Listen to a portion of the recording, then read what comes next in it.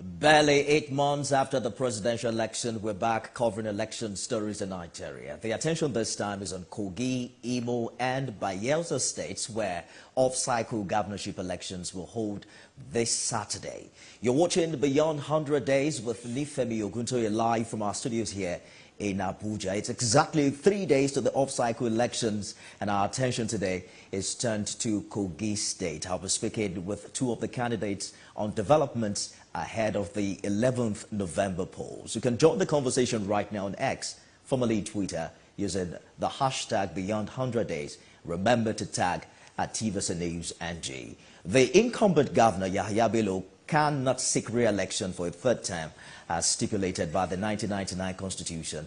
According to the final list from the electoral umpire, 18 candidates from 18 political parties are running to succeed Governor Bello in the Lugard House. Now, of course, they say there are 4 major contenders, but you only can tell post-election when the results are clear to determine who the major contenders are in this particular election. But let's begin with the candidate of the SDP, who's been quite open doing during this electioneering period, and talk about Murtala Ajaka, who was the Deputy National Publicity Secretary of the All Progressives Congress and a governorship aspirant of the party, but was later disqualified after a controversial suspension by executives of the party in this ward.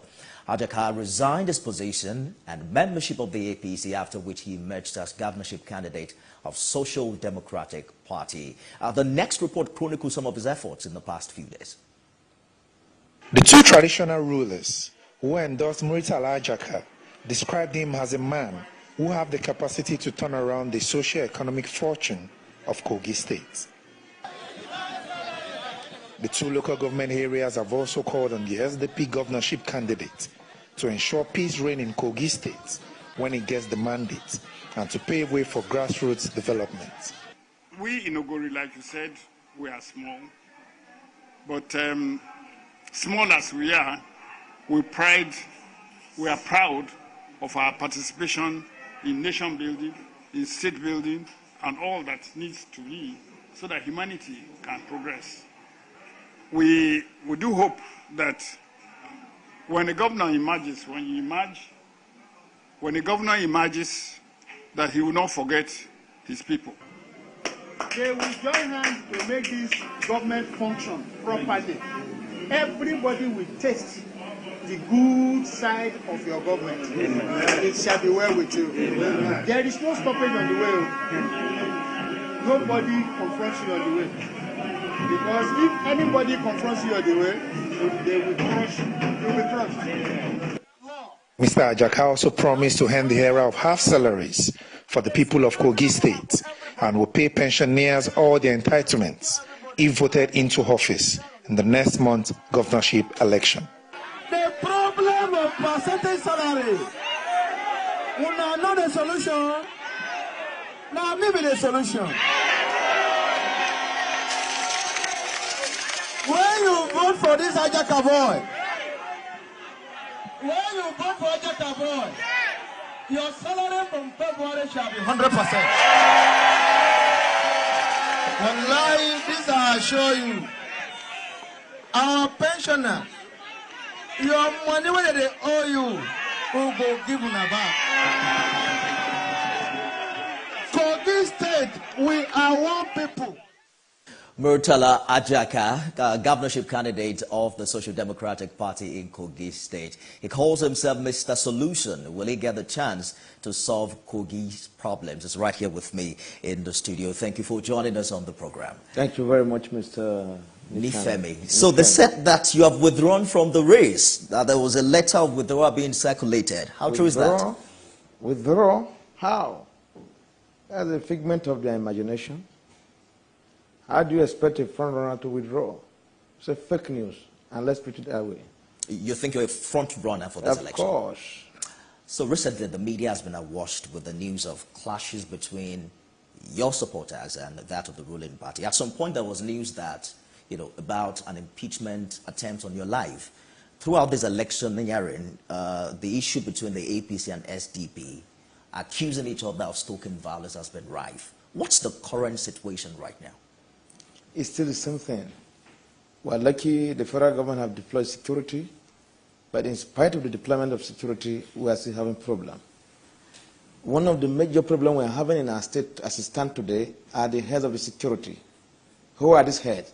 One, the State Director of DSS, Mr. Tosin, the State Commissioner of Police, Mr. Bertrand Onoha, and the Commandant NNS Lugard, Navy Commodore Julu. They are our problem in Kogi State. And there's one guy, I'm coming, yeah. The Rapid Supojo, the man in charge of Rapid Response Squad. They are the problem in Kogi State. And I hope and I pray the federal government will handle these people for us to have a peaceful election. That's some weighty allegations you're making. How are they your problem in Kogi State? Very good. Since the campaign started, I've had more than 30 attacks. And in all of these attacks, I've reported to the police. Police have not taken any action. When I say police, I'm referring to the head. The CP, Mr. Bertrand Onoha, rather, is trying to cook up story to charge me. They did not respond to your complaint? They have not. They will tell you to come. They have not made any arrest. But do you have the guy, for instance, yes, the person that attacked my campaign office in Lokoja is somebody everybody knows. He's working free. He burned down a whole building. But do you have police protection during this campaign? I do. So how can police protect you and No. No. We have the police command and the force headquarters. The security I'm using, they are from the force headquarters. The force headquarters, they have been very, very professional. But the state command is the problem. But are you aware that Governor Bello's convoy had also been attacked with some of his aides reportedly injured? Who attacked him? How can you attack a governor? They are fake people. How can you attack a governor? Because it's the same position that, the state government has taken, that you have made up all of these allegations, that maybe there was not an actual threat on your life. My brother, the evidence are empirical for all to see. They burnt my party office. They've been destroying anything that belongs to me and my team in Kogi State. The evidence are there for all to see. The problem we're having in Kogi State is Governor Yabelo. Is a problem of Kogi State. And by the grace of God, with the determination of our people, we'll vote him and his group out by November 11. It's interesting the way you have put it, because, some would say that Yaya Bello, you were part of the Yaya Bello administration yourself. You only parted ways because you were not given the APC governorship ticket. No. You were a former ally of the governor, right? Point of correction. I have never been part of the government. I was in the APC before Yaya Bello came. I was a member of the National Working Committee of APC. Exactly the point I was making. I'm coming. You can imagine. As strong as I am in the party, you say my ward executive suspended me? It was a big fallacy. We went to court. They took me to court. Somebody from Okene, one Amoka from Okene is the one that took me to court. That my ward executive have suspended me. And these people came to court with an affidavit that there is nothing as such. That in fact, there was no such contemplation. That all they are saying is lie. They came with an affidavit. But the court, acting under the influence of Yaya Bello, ruled that, yes, gave an interim order, a day to the primary, that yes, they have been suspended, and by so doing, I cannot participate in the primary tomorrow. One Justice A.S. Ibrahim is the same judge now that they cook up story against my deputy, somebody who has been a teacher for more than 2 decades, that he has a forged WAEC certificate, until we went to the WAEC headquarters to get the certified true copy of his certificate. The same judge is still going ahead to trying to issue a bench warrant for my deputy, until we're able to thwart it through our lawyers. So what I'm trying to tell you, all in all, the problem, the insecurity we are having in Kogi State today is caused by Governor Yabelo and his group. So how do you respond to those who would say you cannot dissociate yourself from this administration because you only parted ways after you did not get the APC governorship ticket? Yes, get it right. No, not parting way. I started in APC. In fact, I'm from AC. From AC to ACN, ACN to APC. I've never joined another party. Everybody in the state knows my contribution to the party, both in the state at the national level. But of course, Yaya Bello, for what he is, you know him very well. How can you say a member of a national working committee of a party that determine the process and the procedure of the party primary is being suspended by his ward executive? He should know somebody somewhere is playing a game. And the same executive come forward to say, no, there's nothing like that. There's an affidavit from the ward chairman, the ward secretary, and other members of his executive in writing that there's nothing like that. But the judge, Justice A.S. Ibrahim of the State High Court, went ahead to give an interim order affirming the fake suspension and by extension that I cannot participate in the primary the following day. And there's no way I can appeal. All right. Let's talk about the election itself. Your senatorial district has 51% of the registered votes in this election, with over 40% of the local government areas. Is that number something you're counting on in this election? It's our strength cut across the state. I repeat, my strength cut across the state. You could see I received the endorsement of the late Ohinoyo Febrala, who is the spiritual father to all of us. I received the endorsement from the people of Okulan. And of course, in every election, you have a catchment area. My senatorial zone is my catchment area. And that is the area you want to cause problem, to cause distraction, to cause confusion, to create chaos, so that the people will not come out to vote. But I assure you, by November 11, by this week, Saturday, November 11, our people will come out massively and vote, and we'll vote him out. That catchment area, the Kogi East, has leveraged on this number to produce 3 governors since the creation of Kogi State in 1991. You are aware of the clamor for power rotation in Kogi State. What do you say to those who believe Kogi West has been grossly marginalized and should be allowed to fill the next governor? Wallahi, I'm an advocate of rotational governorship because there should be equity. Whether you are minority or majority, everybody should be given equal opportunity. We did say you can confirm from my colleague in the NWC of APC that, look, we resolve as a party that this election, we expect the governorship candidate to come from either the West or the East. Yaya Bello betrayed that agreement. I swear to God who made me. If the ticket were given to somebody from the West, I will not contest. You mean the APC ticket? Yeah. But you're not running on that ticket now. No, I'm coming. Yes. Yaya has altered the arrangement and we must join forces to reorder the state by contesting to ensure that once we win, we take him out and his group, that we'll reestablish rotation again, because it is God that made this rotation happen. So let us get this very clear. Are you promising to support a Kogi West governor if you win? Surely. Is that after the first 4 years? It's not just promise. I've told those that I have interaction with that we should put it in writing. Because the hadith says, whatever you do, put it in writing. Even if you are not there tomorrow, people who are there after you will take it off from there. What are you suggesting, 4 years or 8 years? Who becomes governor without wanting to do it second term? No, of course, you see, we cannot deceive ourselves now. Once I'm lucky, I'm able to get it, of course, after 8 years, automatically I should go to Okunla or people from the West. It depends on how they agree. Because rotation have come to stay in Kogi State.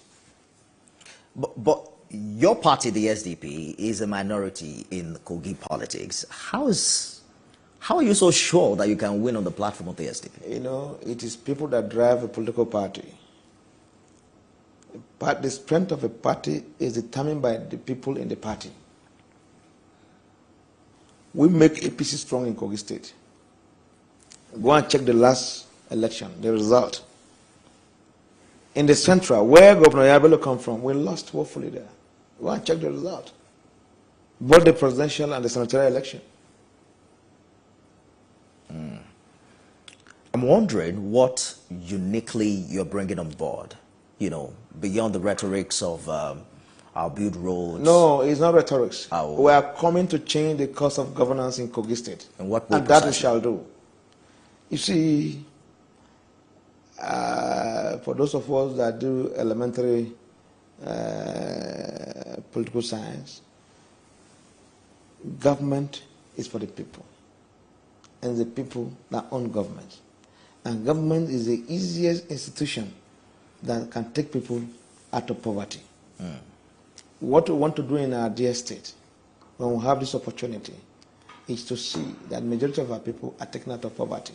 And how do you take them out of poverty? It's very simple. We're very lucky in Kogi State who have the land, as in the area of agriculture, because the vast majority of our people are in the rural area. Anywhere you go today, you see thuggery, it's because they don't have what to do. And the state government is capitalizing on that to continually impoverish our people. So when they throw them small thing, they follow them. But by the grace of God, like I've said in my manifesto, it is there for all to see. We are going to change the course of governance in our state, and that shall happen. Are you saying because that? When you talk of, if you want to improve the economy of the place, the infrastructure must be taken care of first. And that we shall do. And in my manifesto, we intend to empower women. Because if you go to our state, the vast majority of our people, especially the women, my brother, when you go there, you pity them. The poverty scale is high. But we are going to redress it. Most of the things I'm telling people are going to do, they will say there's no money. The money is there. Where will you get the money from? The money is there, don't worry. Let me have the opportunity. Just write it down today. Yeah. If you, okay, for instance, let me give you one example. When I went to the western part of the state, from Kaba to Egbe, it's less than 100 kilometers. When you pass through that hole, it's hell. From that Kaba to Egbe is hell. And they'll tell it's a federal road. My brother, what stopped the state government from using the bill of quantity of the federal government and do the road and seek for payment? I just use that as an example. If you go to the eastern part today, virtually everywhere in the eastern part is being taken over by erosion. Go to central. Okene is 90% urban.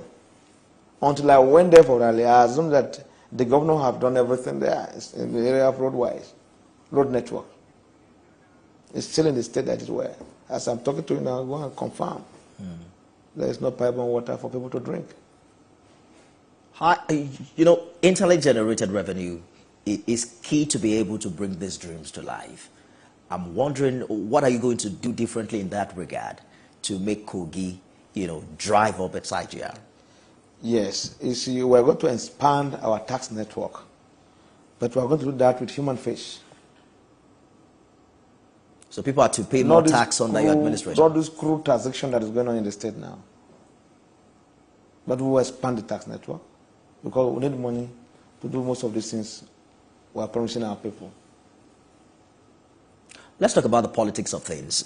There were campaign pictures of you and the president. How does that work as a flag bearer of the SDP?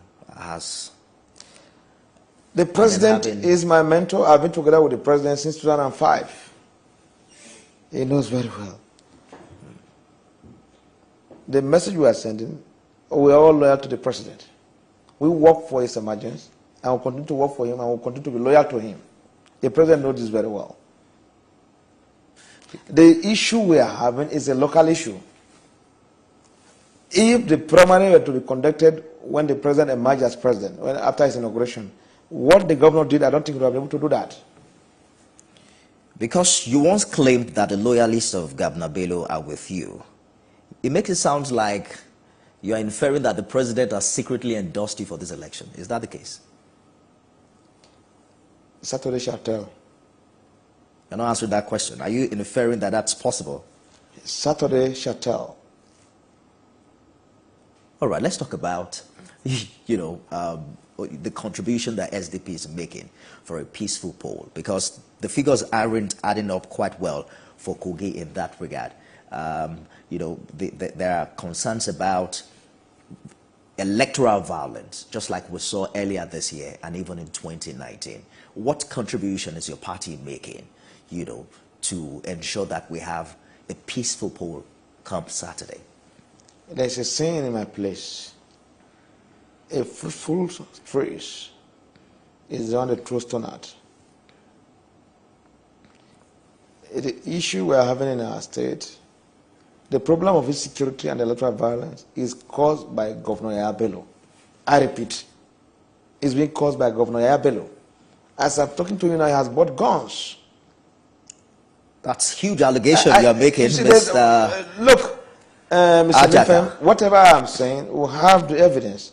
And we're waiting for those boys to come out on Saturday, that's Friday. Because we have already given their details to the security agencies that are in the state now. That's a heavy allegation you're making. The Commissioner of Police, Mr. Bertrand Onoha, has compromised his position. They know these guys. They know who they are. They are refused to go after them. If you have this information, why are you not talking to, you said you have policemen from the headquarters. Why not raise it up with the IGP? Well, I'm just coming from the headquarters, from the police headquarters to this place now. We have told them all that we know, the intelligence that they require, the bad guys, where they are, and who they are. It's important to state very clearly that the allegation you just made is not only a strong one, but it's something that we cannot independently confirm as a station. So it's all yours and your position. And as a channel, we'd like to entirely dissociate ourselves from it because we don't have proof to that allegation. Because are you also considering the security implication of what you have said? There are concerns about how agitated voters might become if you are painting this kind of pictures. No, our people are ready. Except they bring an atomic bomb to eliminate the entire state on Saturday. Our people are ready to come out to vote. West, East, Central. They are tired of Governor Yaya and his group. That's the truth. You can see it reflected in the election. Even back in his own senatorial zone, he lost the election, as confirmed by the Court of Appeal. You can imagine in a senatorial zone that consists of 5 local governments, you are using only 1 local government to win the election. We thank God to the court, he has invalidated that, and given the ticket has been given back to the rightful owner, and she has been sworn in as Senator of the Federal Republic of Nigeria. But do you agree that this election has taken some form of ethnic and sectional tones, with the way campaigns have gone? Yeah, there's no doubt about that. How good is this for the state, given that only one person can be governor at a time? That is where Governor Yaya has failed in leadership. You see, his emergence... But Yaya is not the person asking that Kogi should feel the next governor. He is the problem. He is the one that coordinated virtually everything. You hear him when the Court of Appeal gave judgment with regard to the central seat in his zone. He is the one that spoke on behalf of Mr. Ohiri. He was not a ballot. So he took over everything. He determined everything. Once you are not in agreement with him, we find a way to get you eliminated. They came to my DG's house yesterday with the intention to kill him. As I talked, they have killed 3 mobile policemen. There is one guy called Commander Kelezi. It's an open matter that everybody knows. They led a thug to my DG's house. They thought I'm there. Their intention is to get me assassinated and get the DG assassinated. All these claims you're making, they are very huge, and I may just have to cut you short from there. I would advise that you take it to the IGP. We cannot confirm these claims. We cannot. No, Mr. Nifem, and the allegation is not coming from you. I'm the one that's making the allegation. Yes, it's also important that... Wait now, Mr. Nifem, yes. I'm coming. This platform is here to guide the public. Yes, exactly the point I'm saying making. What I know. Yes. Let them come and contradict me. Unfortunately, I don't know what you know. So perhaps we should raise it with, security agencies who can independently confirm that position. Just quickly before we let you go, talk to us about how important it is to keep the peace. Because shortly I expect that you will sign some form of peace agreement. What must be done differently in the coming days to ensure that this election is violence-free?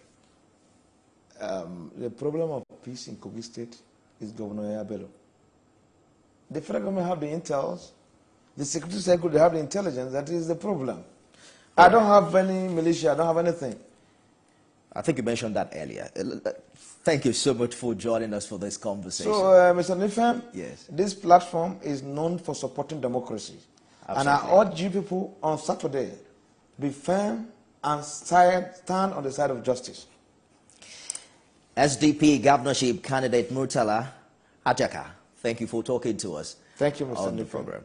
Well, it's a special edition of Beyond 100.